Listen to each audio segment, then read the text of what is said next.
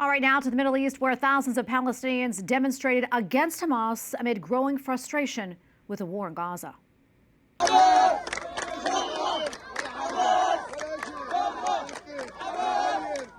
This was the second day of anti-war protests in a very rare display of public anger against the militant group. The protests erupted after the collapse of a ceasefire between Israel and Hamas, reigniting the fighting after several weeks. Many locals say that they would like to see an end to the killing as their region is ravaged by war. We came out to protest against Hamas because it has been proven that it is an accomplice of the occupier in the death of our children. Most of the Hamas leaders are installed abroad and make statements and negotiate with our blood. We want to remove them from power, even if it is by force. Hamas is an Islamist militant group which spun off from the Palestinian branch of the Muslim Brotherhood. The group took over the Gaza Strip back in 2006 and has received a terrorist designation from governments, including the United States and the European Union. The group is also responsible for the attack on Israel on October 7th. 2023. All right, for more, let's bring in Ghaith al-Omari. He is a senior fellow at the Washington Institute. Ghaith, thank you for your time. Always good to see you. So how significant are these protests? Right. Thank you, Tracy. Look, first of all, I really want to thank you for covering this. These are people who are taking great personal risk to do something that is very, very important and courageous, and they need to be highlighted. Now, how significant? It's very significant. As you said in your reporting, this is very rare, almost unprecedented during wartime.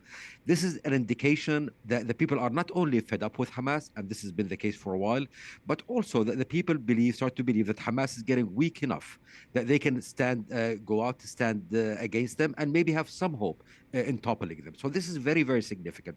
Where it's going to go, we don't know, but I wouldn't dismiss it. Yeah, and Ghaith, as you mentioned, they're taking risks doing this.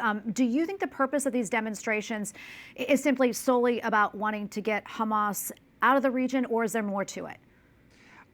First of all, I don't think these are planned demonstrations. These are angry people who have just had enough.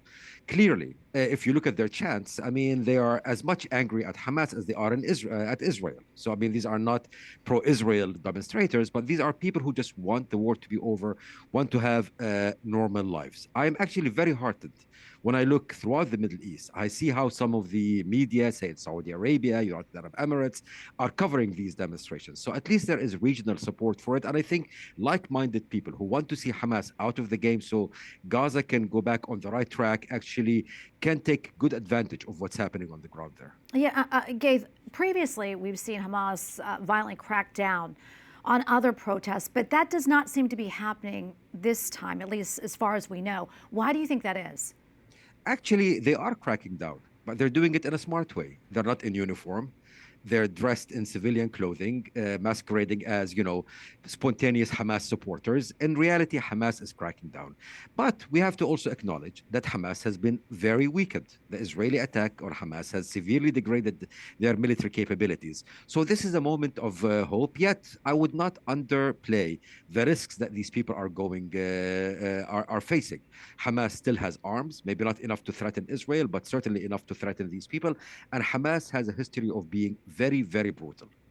Almost out of time here, Ghaith, but quickly, where do you see this going? And do you think the U.S. can make a difference in ending the war between Israel and Hamas?